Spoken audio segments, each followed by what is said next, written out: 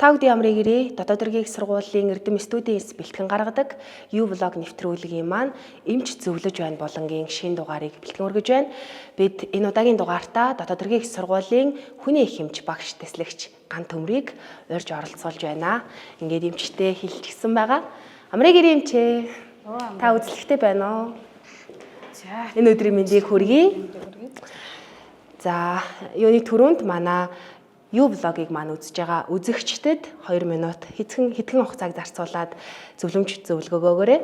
За хаврын улирал болж байгаа шүү дээ те. Тэгэхээр хүн бүрт дархлаагаа дэмжих хэрэгцээ шаардлага үүсдэг. Энэ талаар та бидэнд зөвлөгөөг өгнө үү? За хаврын улирал болж байгаатай холбогдуулаад ер нь хүний дархлаа гэж юу вэ гэхээр одоо хүний биед гаднаас ирж байгаа нэм бактери вирусыг эсэргүүцэх дархлаа эсийг л одоо дархлааны систем гэж ярьдаг. Тэгэхээр дархлааны системийг одоо дархлааг дэмжих хамгийн зөв арга бол бид бүхэн ажлын байран дээр нэгдүгээр тасгал хөдөлгөөн хийх, хоёрдугаар эрүүл тэнцвэртэй олох, гуравдугаар зөв цагт зөв газар зөв эмчит үзүүлэх, дөрөвдүгээр болохоор юун дээр зөв эмийг зөв жороор хэрэглэх юм аа.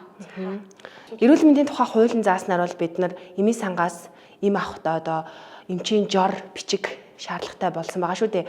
Үүнтэй холбогдуулаад та манай U-Vlog-ийн үзэгчдэд одоо ямар эмүүнүүдийг эмчийн жортой олгоод байгаа, ямар эмүүнүүдийг эмчийн жоргүй олгоод байгаа гэдэг талаарх мэдээллийг өгөөч.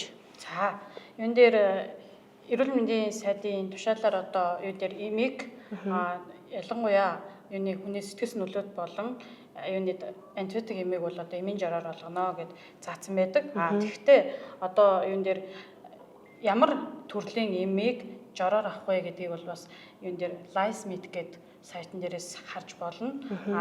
Яагаад бид бүхэн өнөөдөр нөгөө эмийг ингээд жортой авах шаардлага үүссэн бэ гэхээр манай монголчуудын одоо дийлэнх нь эмийг нөгөө нэг эмчит очтгүй, өөрийн биеэр эмчит очиж үзүүлэхгүй, цахим орчноос маш тийм ташаа мэдээллийг их авдаг. Энэндээ тулгуурлаад юун дээр өөрөө одоо сайн дурын үндсэн дээр эмийн сангаас очиж эм авдаг. Энэ нь болохоор одоо үйлчлэхгүй юун дээр эсвэл нэг эмийг маш ойрхон уух, эсвэл антибиотикийг юун дээр зохистой яг 8 цагийн зайтай 12 цагийн зайтай уухгүй байх гэх мэтлэнгээр ингээд эм нь хордлого, эм нь тасал үүсэж байгаа учраас эмийг жороор олох нь зөв байгаад байгаа. Тэгээд эмийг авъя гэж бодож байгаа хүн маань эхний хамгийн түрүүнд хийх ёстой зүйл нь бол эмчит очих, эмээ зөв сонгож уух. Хамгийн чухал байдаг. Нэгэсэндээ өөрийн биеэр эмчит очиж үзүүлээд яг эмчийн өгсөн зөвлөмж зааврын дагуу эмийг зөв хэрэглэх ёстой юм аа. Жорын дагуу олгогдсон жорын дагуу яг эмээ аваад уух ёстой. За баярлалаа. Бидний зөвлөгөө өгсөнд баярлалаа.